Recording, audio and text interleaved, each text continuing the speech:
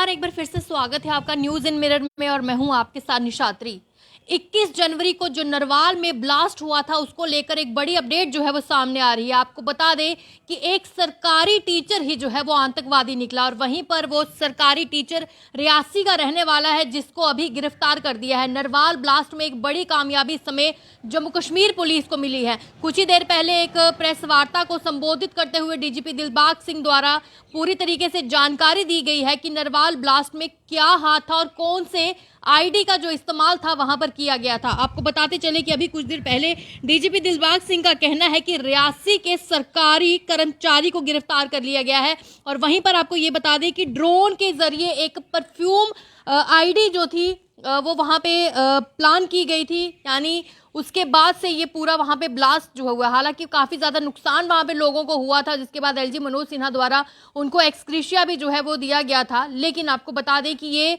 बड़ी एक कामयाबी जम्मू कश्मीर पुलिस को है। लेकिन सबसे यहाँ पे हैरान कर देने वाली बात यह है कि एक सरकारी टीचर जो कि आतंकवादी निकला। आपको ये भी बता दें कि स्टिकी बम, टाइमर, फिटनेस आईडी के साथ परफ्यूम्ड आईडी अपनी तरह का एक पहला एक ऐसा मामला है। बताया जा रहा है कि एक परफ्यूम आईडी का असर जो है जांची गई स्पेशल टीम जो वहां से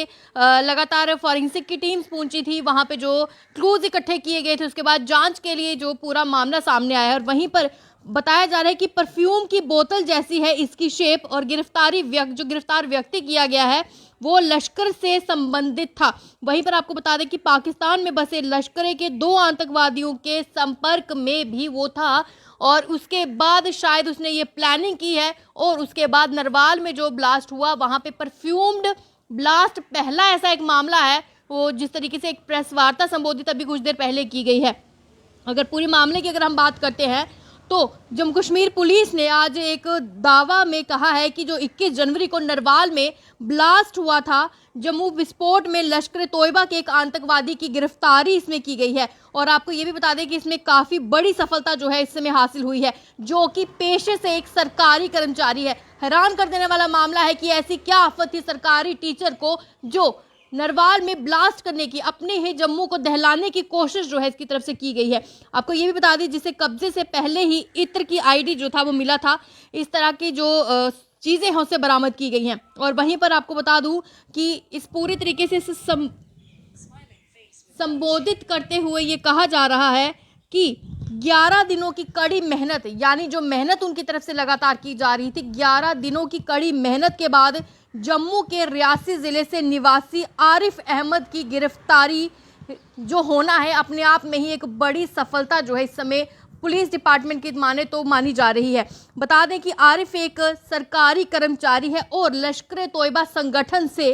सक्रिय आतंकवादी भी वो जम्मू में है। वहाँ पे ये भी बता दें कि ये जो निवासी है ये रियासी का है निवासी कासिम और उसके चाचा करमदीन के इशारे पर यह काम कर रहा था। यानी कहा जा रहा है कि इसके पाकिस्तान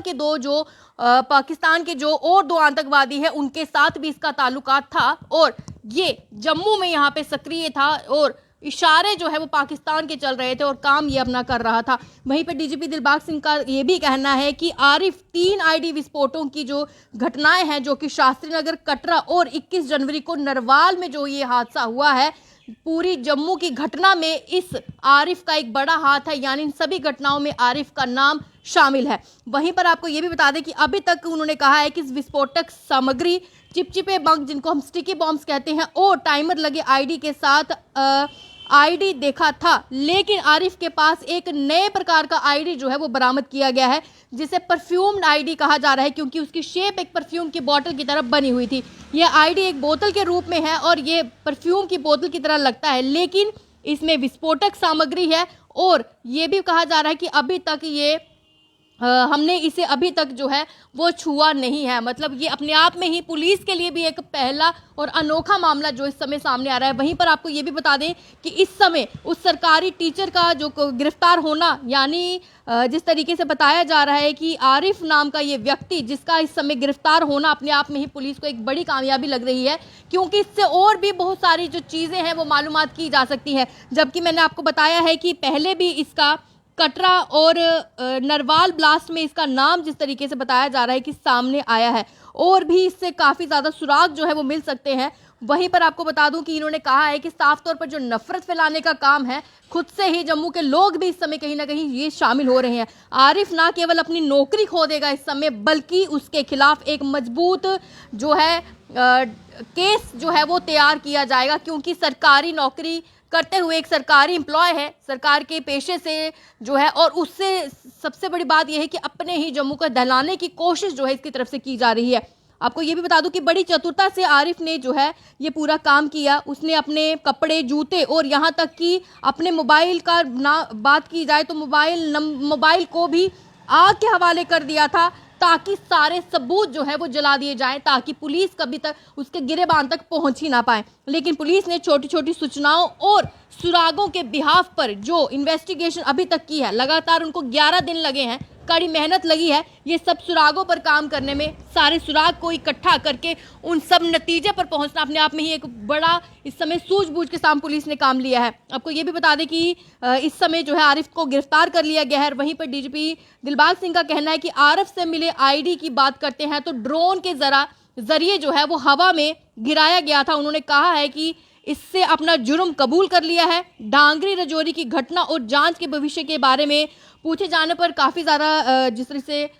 मीडिया वहां पे सवाल कर रही थी, तो उनका कहना है कि जांच जो है वो अपनी अग्रिम चरण पर है, यानी अभी भी जांच चल रही है और जल्द ही इसका परिणाम जो है वो मीडिया कर्मियों के साथ साझा किया जाएगा। इस तरीके की जानकारी जो है वो डीजीपी द्वारा दी गई है। वहीं पर आरिफ के लिंक की अगर बात करते हैं तो कश्मीर कनेक्शन के बारे में पूछे जाने पर उन्होंने कहा है कि कश्मीर युवा आतंकवादियों के लिए